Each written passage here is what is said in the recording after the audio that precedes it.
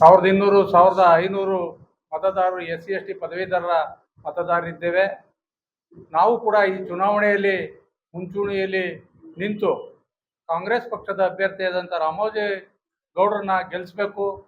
ಅದ್ರ ಜೊತೆಲಿ ಪದವೀಧರರ ಕಷ್ಟ ಸುಖಗಳನ್ನು ಆಲಿಸೋದ್ರ ಜೊತೆಗೆ ವಿಶೇಷವಾಗಿ ಪರಿಶಿಷ್ಟ ಜಾತಿ ಪರಿಶಿಷ್ಟ ಪಂಗಡದ ಪದವೀಧರರು ಏನಿದ್ದಾರೆ ಹಾಗೂ ಸರ್ಕಾರದ ನೌಕರಿಲಿ ಮತ್ತು ಖಾಸಗಿ ಕ್ಷೇತ್ರದಲ್ಲಿ ಮೀಸಲಾತಿಯನ್ನು ಕೊಡಬೇಕು ಅನ್ನೋ ದೃಷ್ಟಿನಲ್ಲಿ ಏನು ಸರ್ಕಾರದ 5 ಗ್ಯಾರಂಟಿಗಳಲ್ಲಿ ಯುವ ನಿಧಿ ಕಾರ್ಯಕ್ರಮ ಕೂಡ ಇವತ್ತು ಪದವೀಧರರಿಗೆ ಮತ್ತು ನಿರುದ್ಯೋಗಿಗಳಿಗೆ ಅನುಕೂಲ ಆಗ್ತಕ್ಕಂಥ ಕೆಲಸವನ್ನು ಕಾಂಗ್ರೆಸ್ ಪಕ್ಷ ಮಾಡಿರೋದ್ರಿಂದ ಕಾಂಗ್ರೆಸ್ ಪಕ್ಷದ ಅಭ್ಯರ್ಥಿಯಾಗಿ ಏನು ಸ್ಪರ್ಧೆ ಮಾಡಿದ್ದಾರೆ ಅವ್ರನ್ನ ಗೆಲ್ಲಿಸೋದ್ರ ಮುಖಾಂತರ ನಾವು ರಾಮನಗರ ವ್ಯಾಪ್ತಿಗೆ ಸಂಬಂಧಪಟ್ಟಂಥ SC ST ನೌಕರರ ಸಂಘ ಹಾಗೆ ವಿದ್ಯಾರ್ಥಿ ಸಂಘಟನೆಗಳು ದಲಿತ ಸಂಘಟನೆಯ ವತಿಯಿಂದ ಇವತ್ತು ನಮ್ಮ ಎಲ್ಲ ತಾಲೂಕಿನ ಪದವೀಧರರನ್ನು ಗುರುತಿಸಿ ಇವತ್ತು ಏನು ರಾಮೋಜಿ ಗೌಡರ ಒಂದು ಚುನಾವಣೆಯಲ್ಲಿ ಮುಖ್ಯವಾಹಿನಿಯಲ್ಲಿ ನಿಂತ್ಕೊಂಡು ಅವ್ರನ್ನ ಗೆಲ್ಲಿಸೋ ನಿಟ್ಟಿನಲ್ಲಿ ನಾವೆಲ್ಲ ಕೂಡ ಸಕ್ರಿಯವಾಗಿ ಭಾಗವಹಿಸ್ತಾ ಇದ್ದೇವೆ. ಕಾಂಗ್ರೆಸ್ ಪಕ್ಷದ ಏನು 5 ಗ್ಯಾರಂಟಿಗಳಿವೆ ಅದರಲ್ಲಿ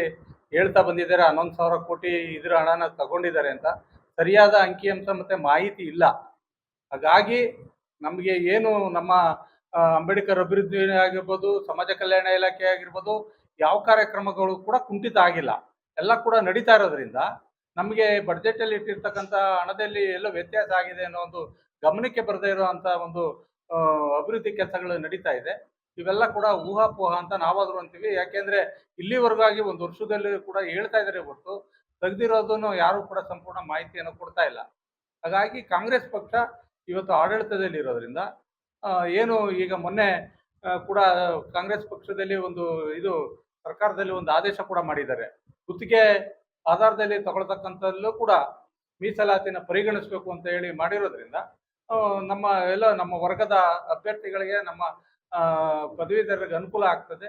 ಕೇಂದ್ರ ಸರ್ಕಾರದ ಹಲವಾರು ಕಾರ್ಯಕ್ರಮಗಳು ಮತ್ತು ಎಲ್ಲನೂ ಕೂಡ ನಾವು ಗಮನಿಸ್ತಾ ಇದ್ದಾಗ ಸಂವಿಧಾನ ವಿರೋಧಿ ನೀತಿಗಳು, ಸಂವಿಧಾನ ಬದಲಾವಣೆ ಮಾಡ್ತಕ್ಕಂಥ ಮಾತುಗಳು ಮತ್ತು SC ST ಮೀಸಲಾತಿಯನ್ನು ತೆಗಿತಕ್ಕಂಥ ವಿಚಾರಗಳೇ ನಡೀತಾ ಇದ್ದಂಥ ಈ ಒಂದು ಸಂದರ್ಭದಲ್ಲಿ ರಾಜ್ಯ ಸರ್ಕಾರ ನಮಗೆ ಮೀಸಲಿಟ್ಟಿರ್ತಕ್ಕಂಥ ಹಣದಲ್ಲಿ ಯಾವುದೂ ಕೂಡ ಕುಂಠಿತ ಆಗಿಲ್ಲ.